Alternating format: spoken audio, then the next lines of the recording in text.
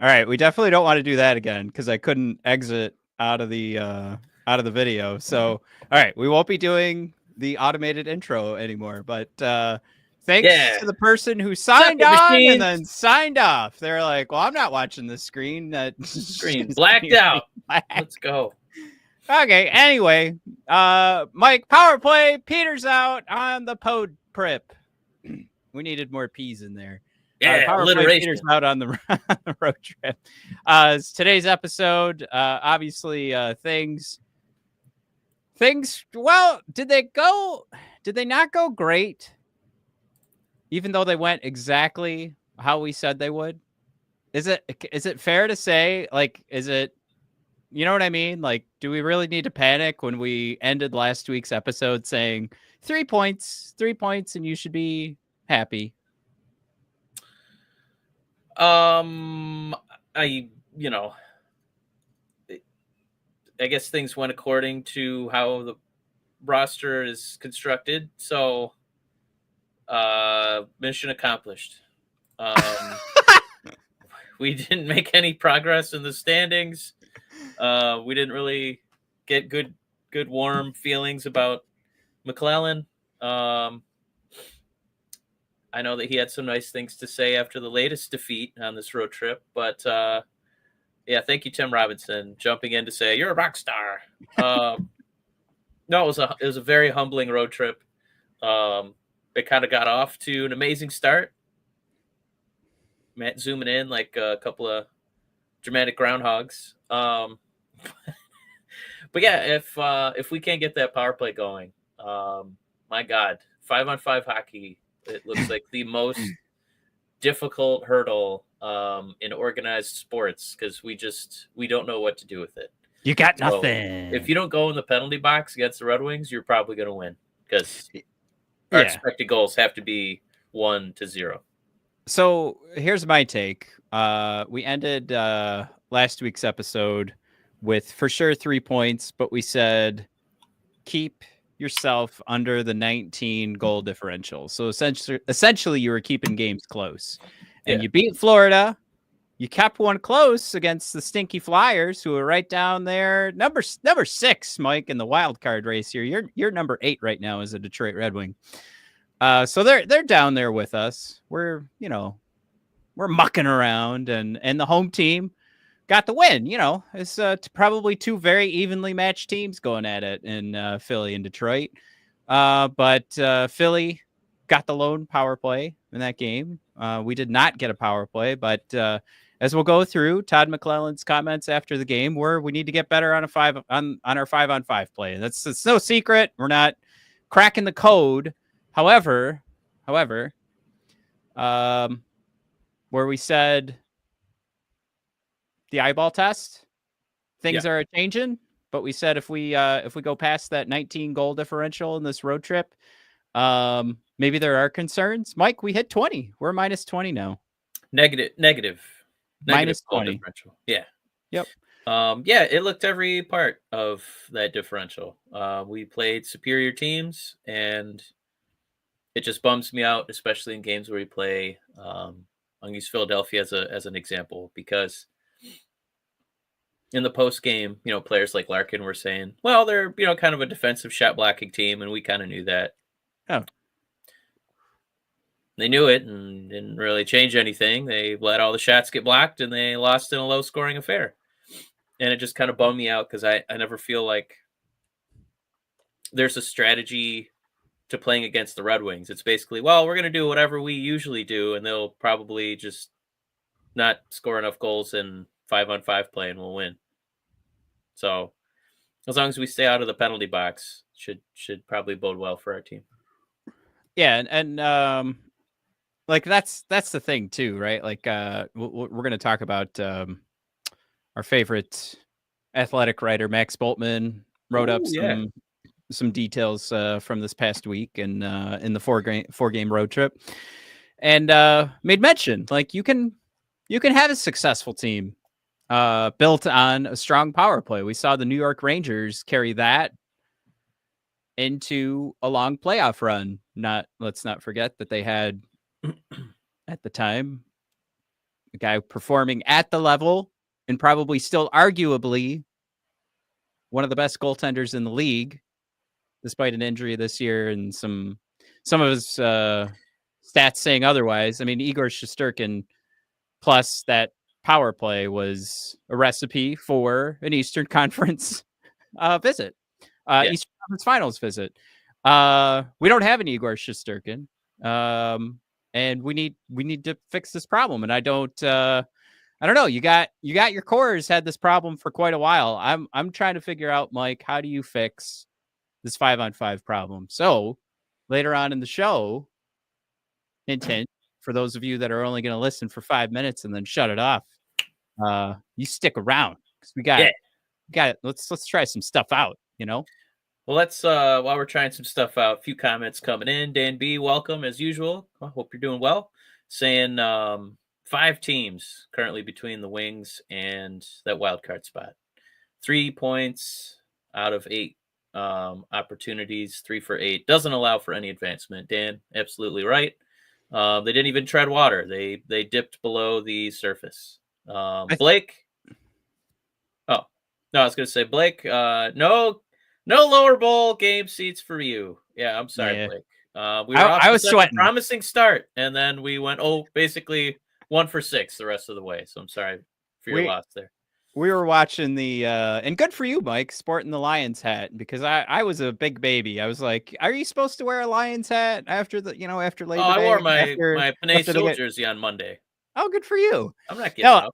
Yeah. So we were watching the Lions game together, and I'm bringing it up to the whole family, and the whole family knows that we had beaten the Florida Panthers, and everybody's kind of looking at me like, you idiot. What were you thinking? You're going to fly Blake out to Detroit, and not that they knew it was you, Blake, but everything worked out for me. Yeah, isn't that great for Matt? 3 straight losses. I'm good. For your loss, Blake. Great for your bank account, Matt. That's awesome. And then Performance Art saying the only thing in red that matters today was Hamilton driving a Ferrari F1 for the first time today. I don't know what. What is that reference, sir? Hamilton. I mean, there's a nice car in Performance Art's avatar from YouTube, so there's something there. There's some connection there. All right, so yeah. I mean, Dan B's comment is huge here, because regardless of what you want to say to yourself when it comes to how close we are points wise, and right now we stand 5 points away. And don't forget your next game's against Montreal. Wow. That could get ugly. Formula One racing, by the way, from Performance Art. Oh, but what was Lewis Hamilton? Yeah. Oh, okay. I still don't. Okay. I know what Formula One racing is. I don't know. Don't try to sound cool, Matt. You have no idea. How would you not? I don't know. Anyways, but yeah, to finish Dan B's comment here, and just kind of, this is every single team here is playing that same game. There are teams that are closer. Like, think about this. Like, out of what we're beneath right now, Pittsburgh, Rangers, Boston have some elite talent and some we've been there behind them. Ottawa and Montreal, they're just going off. They're getting timely scoring. Ottawa's getting some timely goaltending. Columbus has the grace of a higher power behind them. And Philly just beat you. So it's funny. I don't know which broadcast you were listening to, probably the home one, but I steal every broadcast. So I was listening to the one with Philly. And their broadcast team was actually talking about the Red Wings must be buyers. They must be buyers this year. Because they've been so long without getting in the playoffs that they're going to have to be aggressive to get in. And then they just commented on how, the Red Wings win this in regulation, they're actually going to leapfrog us. And then they'll be the one that's, a couple points out of the playoffs. But yeah, everybody's super aware of this. There's all these teams are muddled together. Somebody's going to have to take off. And I'm not even too worried about Ottawa and Montreal, because they're probably going to peter out pretty soon too. And somebody else will rocket back up. Oh, So as you guys might know, what did you just slurp up? So you guys, I don't know if you know, but in Michigan it's like -14 outside. So I got a cherry Coke out of my garage fridge, and it's mostly frozen. And as it's starting to unfreeze, for some reason, it's expanding up and above the can. And I am desperately trying to rescue this wooden desk here. So I'm slurping it up off the top of the can. But yeah, I apologize for getting the show off track there. But yeah, it was basically just, these other commentary teams are, helping notice as well that it's a problem across, 12 different teams got a jacket for the same thing. And I don't know if we're going to do it on this episode or a subsequent episode, but by God, it's almost like we have to be buyers. Otherwise, we're going to keep doing this every season. So a couple of quick call outs in the comments here. Jared throwing out there, Mike, you're incriminating yourself, admitting that you're stealing streams, but also getting yourself ready for prison as you make prison sounds off camera. So we'll keep an eye on that. Red Wings Rant fans, the rest of the show, podcast listeners, you get some Jared, Foley today. Those aren't prison sounds. Free Foley. Those are plea deal sounds. Performance art letting us know, my God, -14. It's -30 in Toronto with the wind. Good God. Whew. Yeah, I think you got us beat by a few degrees there. So if you have a garage fridge, performance art, run outside because all your cherry Cokes are going to start exploding. So Dan B throws out there, it's time for Red Wings Rant Science class. That's right, folks. So going back to how deep we are in the standings, what keeps getting pointed out to us over and over and over is that we have the hardest schedule left. 35 games, the hardest schedule left of any team in the NHL. And we were just going through that list of teams that are closer to a wild card spot than us. Yeah, performance art said, we suck again.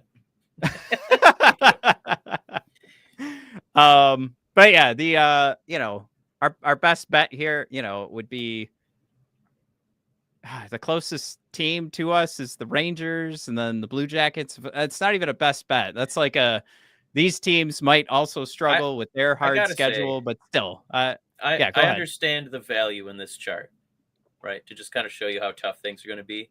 Yeah. But if I could just touch on some current events, the Buffalo Bills are going to play the Kansas City Chiefs in the AFC Championship game. And that's a really tough game because they're going to be playing a team that wears red and yellow and a team that wears black and white at the same time, meaning the referees, because they really like watching Patrick Mahomes win. So I guess with this Red Wings schedule, yes, we're going to play some difficult teams. But at the same time, we also have to play ourselves because we always shoot ourselves in the foot and, don't do very well on 5-on-5.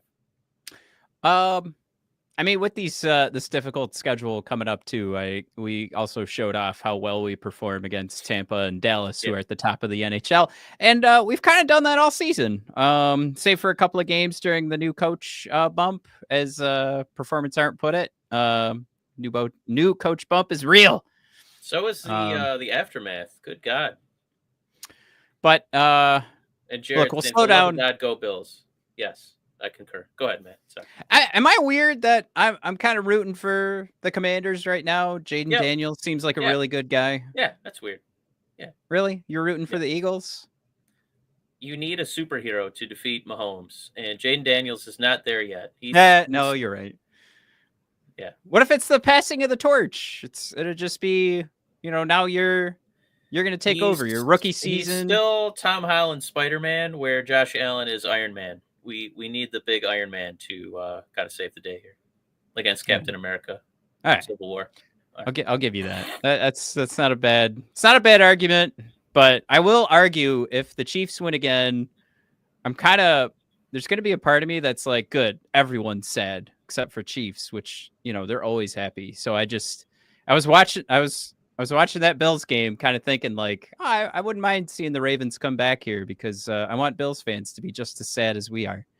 But I feel like the Chiefs already get Taylor Swift, and I feel like the Bills should be like, Chapel Roan going through a table in the parking lot, which is, just kind of the oddballs. And we're gonna get back to hockey too. Dan B, thanks for reeling us in with our first mention of Elmer Soderblom. Dan, comment of the episode.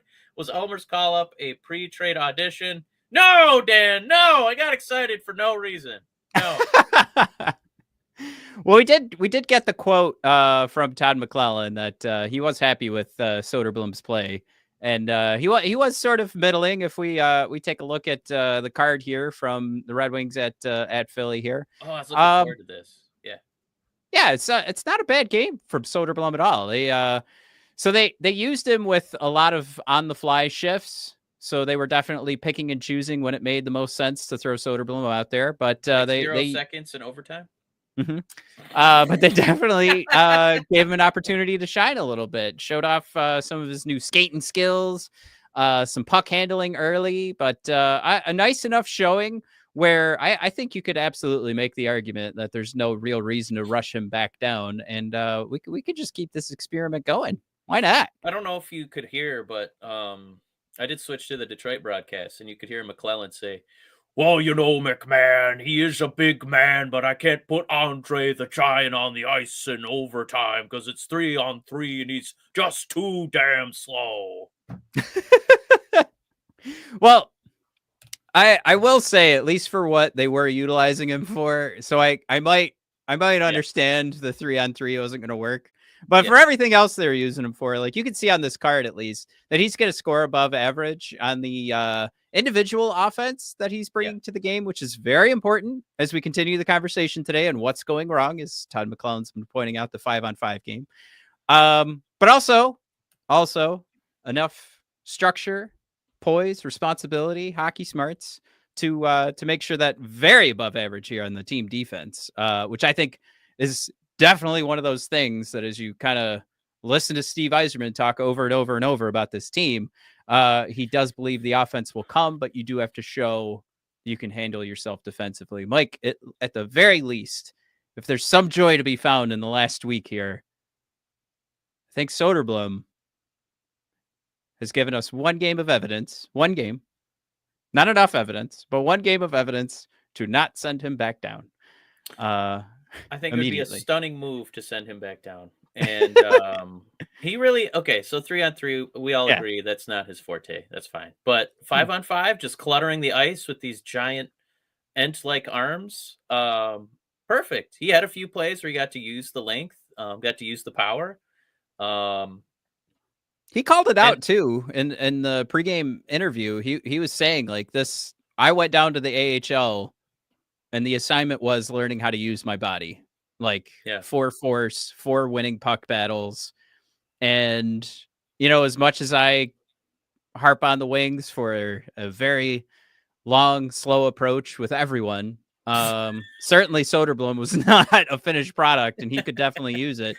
And I think that's what we saw yesterday was just a happy, no, like absolutely damning mistakes to pull the guy off the ice. I think it was just under 14 minutes too. Yeah, so. They put, like you said, they put him in spots to succeed. I do wish that I could just see what it was like in practice to see what if we did try this guy as a defenseman. So I feel like at forward he needs just a little bit more agility, which I don't know if his body's going to allow him to have, but I feel like he's just a couple long strides away from catching anybody on defense and just being in the way. I don't know if that's in the cards. It's a wonderful question. I'm not. We'd have to take a look at like what is the history of guys switching positions and because being successful with that. I had this fantasy of him and Edvinsson being on the same line, and it's like a pairing. Oh, hockey. And a okay. 6'8". Yeah. Got it. Thought, Edvinsson and Soderblom were rooming together, and in my fantasy, in the middle of the relations, Edvinsson mentioned it would be nice if coach would try you on my D pair, and Soderblom said, "I thought I was trying your D pair right now." Sorry, because you said your fantasy. You're not supposed to read my fantasies out loud. That's the problem. So Mike's Soderblom fan fiction. What's your handle, Mike? Soderbloommyonions.com. Derek Hand says, time for a new coach. Yeah, Derek, I do want to see. I want to experiment how many times you can get new coach bump in one season. Let's see I if we can mean, ride this all the way through. that is fun though. It's that might be comment of the show for me. By the way, Dan thrown in Elmer isn't terribly slow. Big guys always look slow, and he does mention Keith Primo looks slow. Dated reference, I know. Not on this show, Dan. Everybody here knows Keith Primo. You're good. And then Corey, thank you for with the hot tag falling in here. When I'm fantasizing about my D, I'm not thinking about soda. He's thinking about Elmer's glue. Elmer's glue. Ew, that's so gross. Oh man, our family listens to this. No, they're not subscribed. We're good. All right, let's go. So, I mean, nothing much to report on the full stat card here from Hockey Stat Cards. This is the full team for both sides getting pushed out there. Not a bad showing. 2 goals saved above expected for our man Alex Lyon. It's nice to see, but of course, Philly's not really going to crush you in offense anyway. JT Compher, Mike, worst Red Wing on the ice. Is he right now battling for the number 1 spot of my least favorite center on this team? What do you think? I'm going to disagree with the word battling because I think he's won the contest. From Todd McClellan's perspective as well, because Swaitenly, Andrew Kopp has done enough to get a chance with Kane and DeBrincat, so Compher did something wrong. Yeah, I don't know. We saw like part of the reason we even got to see Soderblom in the first place was Veleno wasn't he a healthy scratch? Oh my gosh, yeah. That never. So I thought that. Can I be honest? That never even occurred to me. I was on a one track like, oh my god, I'm watching Soderblom. I have a guy at work who just follows like Red Wing Twitter, and he'll just be like, oh, we should trade Compher for Cousins. I'm like, why would anyone agree to that? There's no value in Compher. You'd have to throw in like 6 first rounders. Makes no sense. But he'll also have healthy scratches for me. And when I heard that Veleno was scratched, I got a little excited because I thought, my God, maybe a trade is in the works. But still to be seen. Could still happen. I don't know if you'd be moved for a defenseman, but it's just something to keep an eye on. Well, another thing to keep an eye on, as we mentioned, is what little improvements we can make 5-on-5, and it does look like we mentioned on the last stat card from Hockey Stat Cards is that Soderblom can add a little bit in your bottom 6, but for the most part, Mike. Hold on, before you continue, Matt with a bit fake Matt, other Matt with a bid for comment of the episode, and with the 12th pick in the NHL draft, the Red Wings select. Let's go. Thank you, Matt Burner account. Has everybody else started looking at the draft rankings? Because I have. I glanced, but I'm not ready yet. I'm hanging on a comment from The Athletic does their prospect podcast episode every Friday. Yeah. And got a comment from our boy Max in that episode and said that there's 6 names that are gonna help juice up this pool this year. So top 6 names. So you can get something juicy in the top 6 is kind of the assessment so far. Maybe not Celebrini level, but certainly in a couple years. So we just got to get down to that bottom 6. Quentin Byfield level. Mm-hmm. Lafreniere level. Mm. No, Lucas. So Raymond, of course. But yeah, go ahead. You got to ask yourself what your priority is right now, Mike, because Todd McClellan, his priority is he wants to find a way to probably score more than 1 a night on 5-on-5 if we're going to have success, which I just love the delivery with that comment. Mike, Red Wings still last in the league. Expected goals for per 60, 2.01. You are worse than the Blackhawks, the Canucks, the Sharks, everyone. But wow. It's just mind-boggling that the teams that you could throw out there that are struggling, not only talent-wise, but like the Canucks mentally are still able to put more offense out there than the Wingdings. Now, what's worse than that, I'm going to argue, quality per shot attempt. Mike, not only are you getting jack nothing out there? But the quality of each shot is horrible. So even when you're throwing the puck at the net, it's the third worst in the league. It's got no chance of going in. That seems like something that has to be fixed with some more practices here with Todd McClellan, because I just somebody in this show, I can't remember if it's Dan or Jared, but they usually pander to me with the Moneyball reference, but it was just, all right, there's the rich teams, there's average teams, then there's 50 feet of crap, and then there's us. And that's us here at 5-on-5 Hockey. But I've laughed really hard at Dan B with yet another bid for comment of the episode. A Veleno or Comfort trade. Yes. Lombardi and Mazer for Veleno and Comfort. Dan B, knocking it out, man. Today. He's cooking in the kitchen. I like it. I did like Matt's reference here. Baby Fark McGeezax. It's going to be who we're going after with that 12th pick. Yeah, he's up there. I like how you responded to that. Like, yeah, for sure. Fart McGeezax. Let's go for it. That's a Simpsons reference, right? Or am I... Let's look it up. Actually, Matt, can you answer first? I was thinking it was a Simpsons reference. Let's see. Baby Fart McGeezax is... Oh, it's South Park. Ah, damn it. We're so close. Oh, well. Yeah, anyway. Then they're just in the nick of time, but we'll continue. Now, the one thing that has been going well, like we mentioned, is that power play. Red Wings go 3 for 4 against the Panthers. I thought this was hilarious. Because you want to talk about things that are confusing. So 5-on-5 is terrible if we look at that slide. 3 goals here. Mike, do you want to take a guess at how many shots we got off on the power play against the Panthers? 6. Oh shoot. Wait. The way you answered that, I feel like is that my notes say 4. We got 4 shots off on the power play. I counted 6 green circles.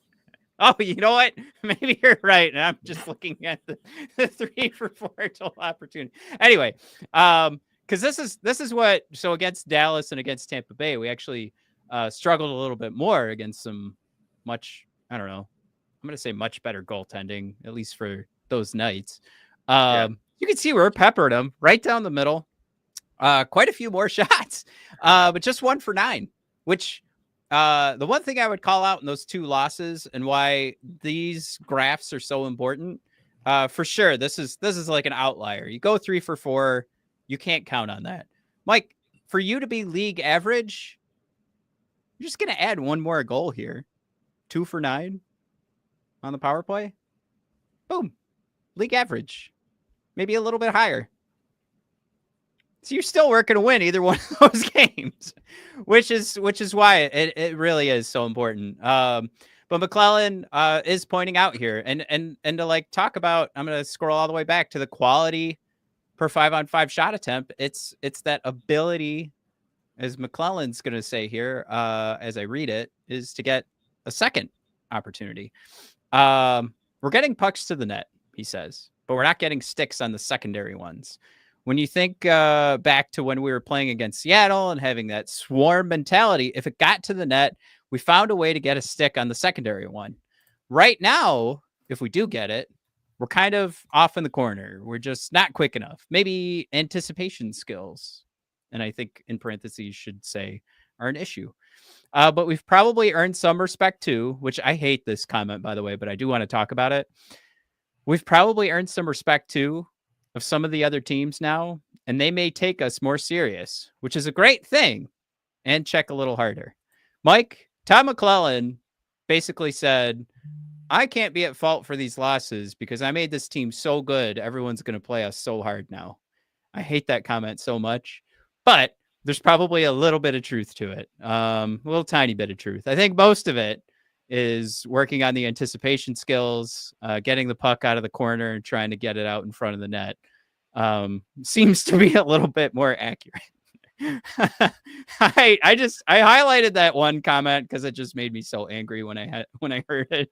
But yeah, I mean that's I kind of want to take the rest of the episode, like kind of look at is there some solutions out there that we could take a look at. But It's really funny that the way he describes it, because that swarm mentality, and then as far as being taken serious, and then the other teams start hitting harder.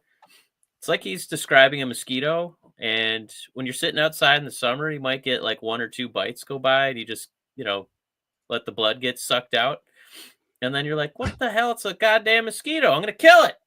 And it kind of feels like that's what the NHL is doing to the Red Wings right now. It's like, are you fucking kidding me? This little bugger and you took my blood. I'm gonna kill you. And yeah, we're definitely paying the price for that swarm mentality. I don't know. I don't know if it's a good thing. It kind of makes me feel like we were taking advantage of teams, not really paying attention or taking the Red Wings seriously. And now that it's like teams feel like, oh, you think you're going to come in here and win a game? Yeah, we're going to punish you. And we're going to take away the only thing you're good at and take no penalties. So yeah, it actually kind of depresses me a little bit that anytime the teams wake up a little, that the Red Wings just get destroyed. And it's not a fair fight. I agree. I don't like that comment for like so many different reasons, but I'm trying to scroll back here on Twitter to see if I can find one of these swarm mentality goals. I'm seeing Kaner's goal against Seattle. DeBrincat's goal is a one-timer. Kaner's goal is just a like 1-2-3 pass wide open. So that made it 4-0. DeBrincat's was a one-timer, was 3-0. Tarasenko to JT Compher was a tip-in off the face-off. So not really like a secondary chance. And then here's the first goal, Raymond to Dylan Larkin for a one-timer. So I don't see a single, like, I'm looking at the replays right now. I'm trying to figure out what is the swarm mentality that led to any one of these goals, because it was just good passing and some snipes. Am I crazy? Does anybody want to give me, like, was it the fifth goal? Because it wasn't the first 4. I don't know. This is funny. I thought I'd be able to pull up a replay and be like, see, this is what Todd McClellan's talking about, but there's nothing here. Yeah, I feel like most of our goals are, it takes some sort of skill, and it's like a absolutely perfect pass somehow that gets through. And if we don't have a perfect pass, they don't get through. Yeah, so in terms of finding those second pucks off rebounds, the Red Wings are going to need to win the middle of the ice. A call out from Max Boltman. And in fairness, Larkin said he felt the team hasn't been on the outside as much. It's unavoidable, though, that some of their forwards are at a disadvantage in that regard with their stature. Tiny little forwards. And that's something the team will have to stay on top of, even when results aren't coming. And then he does call out again. Elmer getting the call, getting a big body up the middle. And McClellan was happy with the game. So could be why Soderblom got that call up. Oh, went a little too fast there. But, now we need to figure out solutions, Mike. What could we possibly do? Well, I have one. I don't know if you said, I'll wait. Go ahead, Mike. What do you got? No, it's, I don't know. I just don't know if we really have the personnel to figure this out, because now we're on coach number 2. And now it's going to have to be like personnel is number 3. Because, we don't have a huge team. We don't have a super fast team outside of, Larkin. We do have a lot of, smaller players that we count on for goals: DeBrincat, Raymond, Kane. Larkin, obviously not a huge man. So that's why we try to offset that with guys like, Casper, I guess Rasmussen, kind of. Just, it doesn't feel like a recipe for victory. Well, if you had to, Mike, just pick one guy off the roster who you feel like is really bumming you out, maybe could have brought a little bit of excitement, and just there's not much there. It doesn't seem to be working. This was not the right fit. I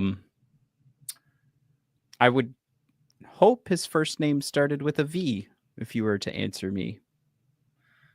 I won't say Vladimir is my biggest disappointment. No? Okay. As far as he's old, and I think he's kind of doing like 10% less than I thought he would, but it's not like he's doing 50% less than I thought he would. I kind of thought we were getting an old Tarasenko. I did think that at some point we'd actually get something out of Big Rass. Because lest we forget, was it 2 years ago when he got injured and the entire team collapsed? And we were like, wow, I didn't know Rasmussen was a outstanding pillar of the Red Wing community. Yeah. We just completely cratered. Because he's a big body, and I thought there's a chance he'd be on the power play, and maybe he'd be on the top two lines, and he could be that big guy where Raymond and Larkin are skating around, and just doesn't look like something that's in the cards for that guy. So, well, I thought I'd take one Ruski and see if we could find another guy who's had success in the past, just seems to be struggling this year. Because he has some pretty good stats when it comes to some even strength offense and what could be brought to the game. So this isn't a thing where I'm thinking like what you've seen from, and for the podcast listeners, those of you who are not on YouTube watching with us live and can't see the slide I pulled up, is Andrei Kuzmenko is the man I'd like to talk about here for a second. Had a successful season with Vancouver in 22-23, 74 points in 81 games. Actually got, well, I guess who gives a crap, but I was going to say he got some award nods, but it actually was just Bing votes. But any hoozles, across the board, Kuzmenko from a possession game, we're showing here from Evolving Hockey, does bring pretty solid representation of a guy who's going to stifle the opponent's chances and bring in a fair amount of chances when he's on the ice. Andrei Kuzmenko, again, playing for Calgary now, not doing great. So I mentioned the 74 points in 81 games in 22-23. Fell off the cliff the first time in 23-24, finished with 46 points in 72 games, actually became just sort of like a salary dump in a trade. And then this season, 11 points in 33 games. The shot percentage, Mike, is down to 6%. So we're talking about a couple of guys who have had some success in the past. Apparently word is this is like an underrated Calgary wants to move on. He's an unrestricted free agent at the end of the year. Could be an opportunity for us to test things out with another guy who doesn't seem to be getting off as well as maybe he could. And just a 1-for-1 here, Mike. Maybe even retain some of Tarasenko's salary to make it like $5 million for $5 million kind of thing, even though we'll eat the salary. Tarasenko's older, so we have to do something. But I kind of want to try it out. I think Kuzmenko has shown some success. And then if we pop on over here, one more slide. He is a one-dimensional scorer. Middling on the JFresh player card here from an even strength defense and even strength offense side of things. But on the finishing side of things, hell yeah. Let's effing go. Look, you're trading a third line guy for a third line guy. Salary is in lockstep, the 5.5. What is Tarasenko at? Is he at 4 or 5 or 4.75? So just an opportunity here to take two guys who don't seem to be working out right now with their current team. Let's flip them both over, see what happens.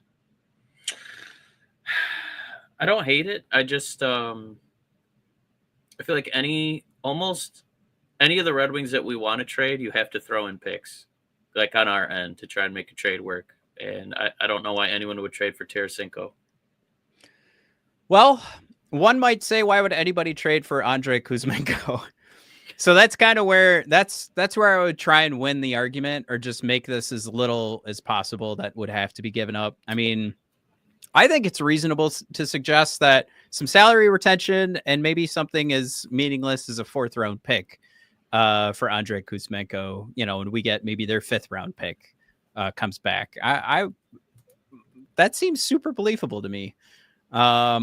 And, Kuzmenko's no spring chicken, despite the light amount of experience on the NHL side on his, what are we at? His third full season here.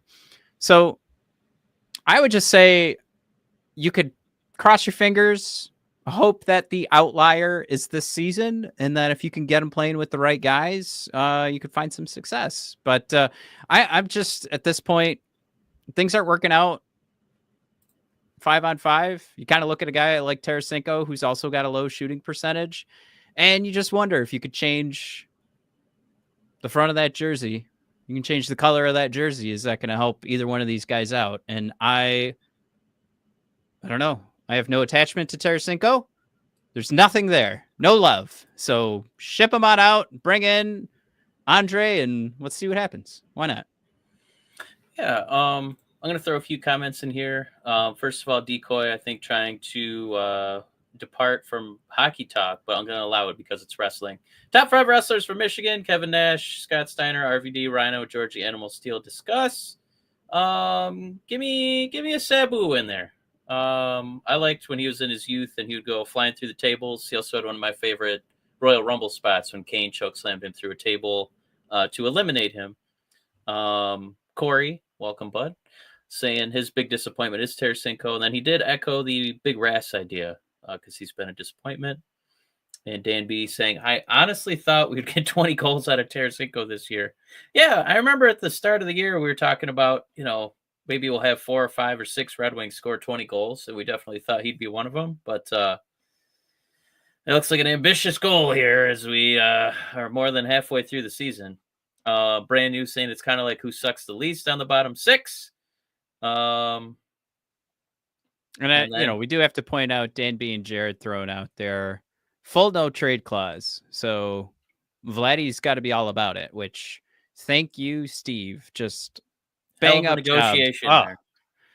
I can't believe you how want a no move clause? You're good with a no trade? That's how is it the same guy that negotiates with Sider and Larkin and Raymond and talks them into home team discounts, and then it's any kind of UFA? He's like, whatever you want, here's my butthole, and you just get to put whatever you want in there. And Jared saying, one man's trash is another man's trash. Oh, that was the comment I really wanted to highlight. I love that one. That was a good one. So, I mean, long story short, this isn't the move that fixes everything. However, I don't want Tarasenko on this team next year. If we can find a way to drop him and do some retooling, as the GMs like to say nowadays, yeah, I mean, sure, you got to pay the price, but you know what? Steve screwed up again. So you got to fix that problem. And this is one way to fix that problem is you get your trash and trade it to another team and cross your fingers that maybe those 2 pieces of trash can figure it out. Speaking of pieces of trash, man, you have a slide. You have a slide coming that it's so up my alley. You have no idea. It's not since Patrick Kane was a whispered bit of smoke, and then now he's on year number 2 with the Red Wings. There he is. There's the slide. Ladies and gentlemen, on the trading block, in a position of need, Erik Karlsson. He is a winger playing on the blue line. The Penguins are going to retain some salary if you make this move. Matt, talk me out of the excitement for Erik Karlsson putting on the wing wheel. Well, Mike, it's 3 years that you're holding on to Erik Karlsson, and I don't know. I see here a defenseman whose projected WAR is in the top 91% of the league. Even strength offense, off the charts. That's what we need, right? Power play, off the charts. Finishing, off the charts. Even strength defense, Mike, not so great. However, Mike, could this man be paired with our boy Simon Edvinsson? And we can figure everything out along the way. Now, look, this was posted on our Discord, and the source was Facebook. So there's nothing there except for the fact that Kyle Dubas screwed this Pittsburgh Penguins roster up horribly. So and for sure, he's not going to turn away, hey, can I have Erik Karlsson? What I don't think he wants to do is also lose this trade from a salary perspective. So it would be really tough. And if you're going to take on Carlson, I think they'd have to pay in some fashion for that contract. So you're either going to get a prospect, a draft pick, or they do have to retain salary, which I don't know how many times has his salary been retained. Has it just been? Because I think one of our commenters said it's already partially covered by San Jose. Oh, Which where's does that sound right. contract? Where's that piece Yeah. of garbage? There he is. All right.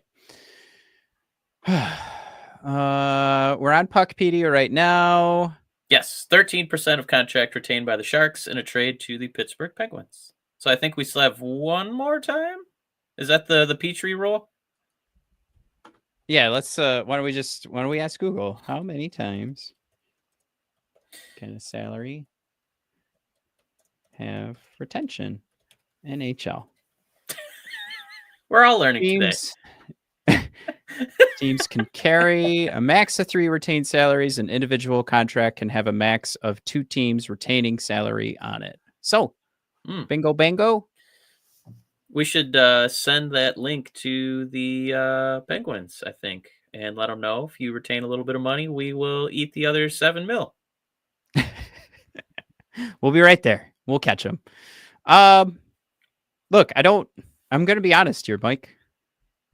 I don't hate this.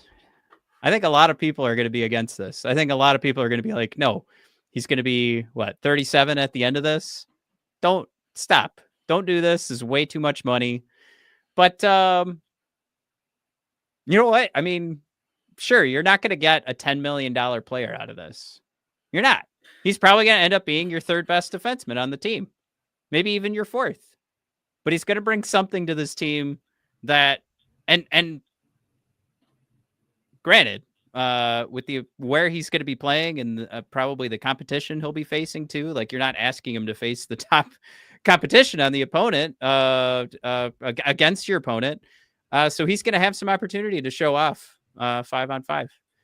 I think if you hesitate about this, it. you forget that this was a team 1 point away, a Larkin broken month away from being a playoff team with Gostisbehere. So this is like, what if Gostisbehere was even better at scoring? I don't hate this move at all. Yeah. You just like the salary sucks. Sure. But the cap is about to go through the roof, Mike. This is the perfect time to pick up this trade. This would be the kind of forward-thinking move a real GM would make. So if you can get any retention on this, now for anybody who doesn't know, and the reason why if he ends up on Ottawa, I'm gonna pull my hair out of my head and make a toupee of my own hair and just wear it like a toupee.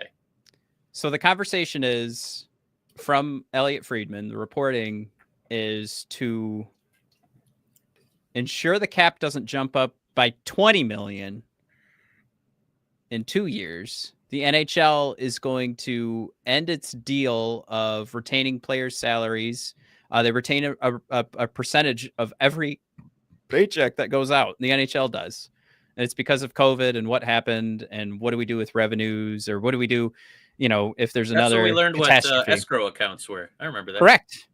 So it's time to pay up on the NHL side. And the way that they do that is part of the way they do that is not only giving the players their money, but the salary cap would go up because the revenues are doing so great. So to combat let's say, like if it was a $20 million increase, think about like right now, that's over 20% of the cap. That would be an incredible increase. So they would break it out over a few years is what the proposal is. Elliot's saying 10 mil this year, 10 mil broken up, maybe over 2 years after that. Mike, yeah, that's just enough room for this contract. And the percentage of the cap eaten up by this contract, of course, I think I'm still crossing my fingers that some of it is retained. But it's not going to hurt you as much. Like now you're going to be paying a guy who everyone else on the unrestricted free agent market is probably going to be getting paid more than that. And you're talking about middle pairing guys, bottom pairing guys are going to be getting paid now 5-6 mil. And if you can get Erik Karlsson's contract down to 7-8 mil, you've landed Eric Carlson to play beneath Moritz Seider on your team. Mike, as much as everyone wants to poo-poo this contract with where the salary cap is going over the next couple of years, I think you're going to be fine. It's not going to hurt as much.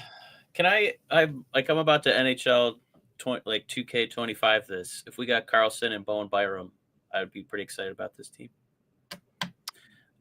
Jared saying Eric Carlson, full circle villain arc going back to Ottawa, where it all began. Ottawa. Cue up the Matthew McConaughey. Tom should flash circle, man. Flash circle. Well, think about all the points we just made about the cap going up. Same. Yeah. I mean, it's not like that only applies to Detroit. So for sure, I don't. And with where Ottawa is in the standings right now, like, could there be a team that makes more sense right now? Ottawa right now. Let's see, how much cap do they have? Trade deadline cap space 727,000. What do the Wings have right now? Trade deadline cap space 14 million. What? Really? Wow. Currently at 7. Wow. Oh, that might be because Husso's not on the team, right? Yeah. No, 100%.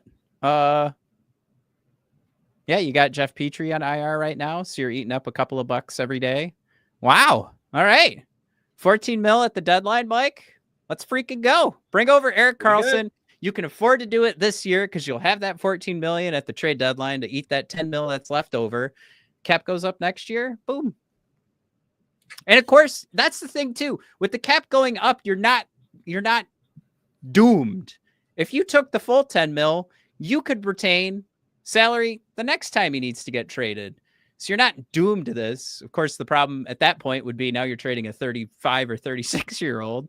Yeah. But still, I don't think this is as doom and gloom as some people are describing it. Like, just like the name Eric Carlson is making people like want to vomit, but it's like, that's like, you for sure you're going to screw up somewhere. Steve has screwed up quite a bit, Mike, for us on the unrestricted free agent market. What's one more contract, but for a guy that actually is going to like fill a hole that this team has, you know, bring some even strength offense to this franchise once more, Mike. Remember 2008 and 2009? Remember when we had an even strength offense? Speaking of that, Jared was saying Pens need prospects at this point. They made the same mistake Detroit did in the 2010s. Ooh. Nobody thinks about how young Andrew Kopp really is. And I'm just kidding. I thought you'd start laughing at all. I was going to say earlier, but I didn't get any laughs out of that. I smiled myself. Oh, good. Nice. All right. So yeah, Elmer Soderblom for Eric Carlson. Mike, what do you think? 1 for 1. I'm kidding. Who says no? Me says no. You can't have the biggest man in the company. You can have our second tallest guy. For sure, he's not the best defenseman in the league anymore, but there is an argument like some first round picks got to go to bring in a guy that's going to fill out your middle pair. I wish if we were eating up that much cap, I would hope that, echoing the thoughts of Blake, that it'd be second rounds. But yeah, Matt throws out there. You're not getting Pittsburgh to retain $4 million for 3 years for a couple of seconds. Now again, kind of okay with that 10. Unless you attach a prospect, I'm going to say like Nate Danielson. And Mike, let's do it. Bye, Nate. I'm good. I'm cool with that. Does anybody have a real attach? Are we attached to Nate Danielson? Are we really like all in on that? I guess I don't know. Maybe I'm just tired of watching as just like a counter example. I see people are getting really mad at the Dodgers for buying a championship. And obviously it's not something that you could do in hockey because there's a hard salary cap and you got to be below that. But I guess just in terms of like aggressiveness, and anytime there's any good player out there, they're like, yeah, let's put an offer out. Yeah, let's go call him. It feels like the Red Wings have the opposite mentality. It's frugal, it's pragmatic, it's slow paced, and you know what? It's at the bottom of the fucking conference every single year. So this process doesn't work. So Um, yeah, maybe Carlson is not winning you a Stanley Cup, but I wish that there was some sort of creativity in this management team, Matt, that would make me think that wow, maybe this weird move will pay off. Instead, every year it's some what they call pragmatic, slow paced, low commitment deal, just 1 or 2 years. And you know what? You suck ass every time. It's not working. I mean, there's two things here. One, I love Dan B's comment. Just rip that Band-Aid off, baby. I love that. Throw some prospects out there. See you later. The other side of this too, Mike. Are we just making the same exact mistake that Kyle Dubas made in trading for Erik Karlsson, Matt, where you're like, there's still something there? Bizarro Matt did say 20-year-old center prospect selected 10th overall versus mid-30s defenseman that plays no defense. Ring it up. Woo! Matt, you know what? We're going to get you a job with Yzerman because that is exactly what he would say. As he hangs up on Kyle. We are keeping our prospects because I'm awesome at drafting. Yes. But that's the thing, Matt, is that I would argue, this is me talking to myself, by the way. Yeah. Matt, I would argue that what he's drafted are assets. And as horrible as that sounds, you need assets to bring in some other players to your team sometimes. Those assets include cash, which Yzerman loves to spend cash on horrible decisions in the free agent market. And hey, you know what? This could be a horrible decision on the trade market. But at least statistically, from an offensive perspective, there is still enough going about on the end of Erik Karlsson's stick. So I don't know. I guess, Mike, you might be right. This might be one of those instances where I am just so tired of losing, and the fact that we're so buried in the standings, so far buried in the standings right now, that I think we are cooked this year. That it's just like, do something, man. Like we're just that meme with the stick figure that's holding the stick that's like hitting the goo, and it's just like, come on, we can't just wait another year. Okay, it's just like, you know, every prospect kind of comes up at their own speed. Sure. I think we can all kind of see like Sandin Pellikka is going to be freaking awesome, right? We would all be stunned if he was mid. We would be stunned, okay? Nate Danielson is centering the top line in Grand Rapids. He's played 38 games, got 22 points. He's only scored 4 times. I mean, I don't think he's necessarily a can't miss prospect. I don't think he's ASP. I'm just saying, like we don't really have that many guys who are can't miss. It's Axel, it's probably Kosa, it's probably Augustine. And Karlsson's maybe Nygaard, maybe. And Karlsson's not, if I may, he's not can't miss. Dan B, I do want to say that we've spent terrible money on free agency outside of Gostis Bear and Patrick Kane. Those are good. Those are good deals. Pretty good. Though. Pretty shrewd moves. Liked them a lot. I mean, specifically the Ghost Bear and Kane, because they were very cheap. Yeah. So I'm just saying, are the only risk. I know only risk Steve is willing to take. I know we drafted Danielson, right? That's very exciting. It's cute. But he's not like he's not like a goal scorer. He's a defensive forward kind of. We kind of got a few of those guys, and they don't really play center, so we got to move them to wing because they don't really win any faceoffs. So I'm just saying. Yeah, we didn't spend a whole episode like regurgitating Todd McClellan's quotes about like, hey, this team doesn't score 5-on-5, and then we're like, yeah, but Nate Danielson's coming up next year, dude. So he's gonna be scoring like 40. He's gonna be sick. Mike, he's got 4 goals in the AHL. Did you know the conversion rate to the NHL is it triples, and then you multiply it by 12? Listen, this is not Bizarro Matt in the comments is not wrong in that maybe we don't need to trade Danielson for that. Yeah, right. That I agree No, with. But there's also I an do just argument that we don't need to give up Nate Matt is Danielson right, to right? impress. Matt is trying to actually be pragmatic in the right way, and it's like you don't just make a move to make a move. Okay. You don't necessarily trade Nate Danielson for a defenseman who doesn't do the defense part of the defenseman job. Yeah. Okay. Okay. However, I don't think we need to fetishize a guy just because we drafted him. Damn. That is. We're incredibly guilty of that. The Illiches have been guilty of that for decades. That is the struggle of every sports fan.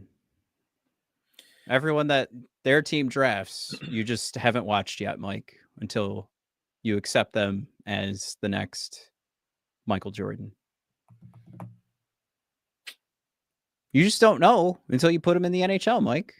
They need 4 more years in the minors. They'll learn. They'll fix everything. And they'll be good to go. Just got to be patient, Mike.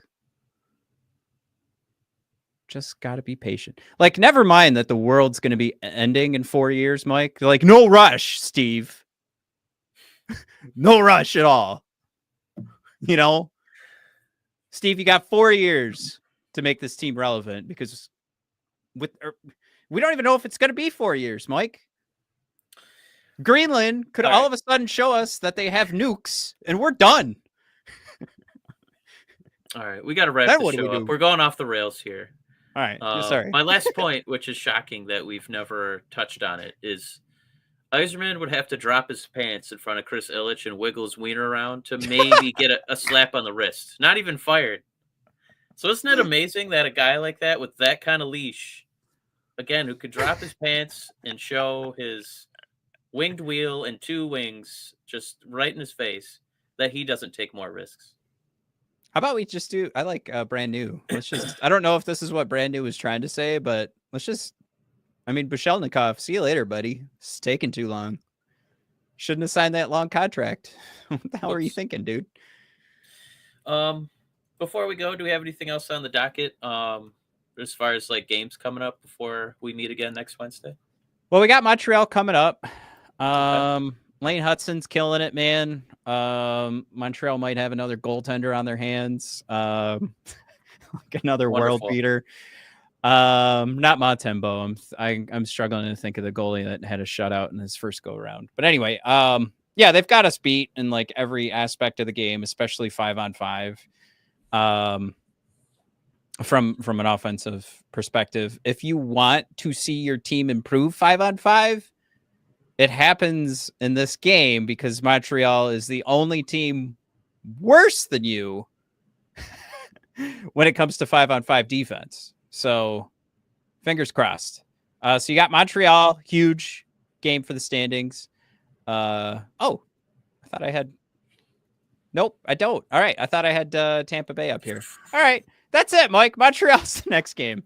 We're done. All right. See you guys. Just real quick. Did you already sign out? No. I was just going to say it's Montreal, Tampa, and then the Kings before we all meet again. You absolutely need 4 of 6 points. I can't stress it enough. You can't get 2 out of 6. That's a wrap. Yeah. So anyway, I liked. I think Max put it as like the always stingy Kings, and then you've got 2 playoff, crucial playoff match. Not a playoff matchup, but a matchup that will certainly affect the standings coming up. So you've either got a mental game that can motivate you to get this win, or we've got some practices here that are figuring things out. Matt's bold prediction, 0 of 6 points upcoming. Man, that'll be a fun episode because I think at that point, Mike, if you go 0 for 6, I'm fine. Burn it down to the ground. If you go 0 for 6, burn it to the ground. That's my hot take. Decoy, if you're still here, apologies to Seth Rollins on that one, huh? Burn it down. How come Decoy's comments aren't showing up on my? No, he helicoptered in for Michigan wrestlers, and then he just parachuted out. He's gone. Oh, All right. You're good. Well, all right, Thanks for guys. checking in, boys. Yeah. Michelle Lecoff, Nate Danielson, 2 first-round picks. Bring over Eric Carlson. I'm kidding. And Malkin. Let's do it. Oh, you know what? We'll go in the time machine. They won't get rid of Crosby, but they didn't say no to Malkin. That would be funny to bring him over, even though, he's not doing great. Neither one of those guys is having a great season, like a truly great season. But for some reason, I'm okay with it on the Eric Carlson side, and I almost want no part of the Malkin side. But whatever. All right, sail it off in the sunset, guys. I know, dissect that any way you like. But we will. Whoa, Montreal has a better power play than us. How did I not catch that? What is it? What am I? That's got to be wrong. Well, we're gonna test that here in a day. So. All right. Yeah. All right. See you guys later. Thanks for coming. Love y'all. Thanks for coming. See you guys.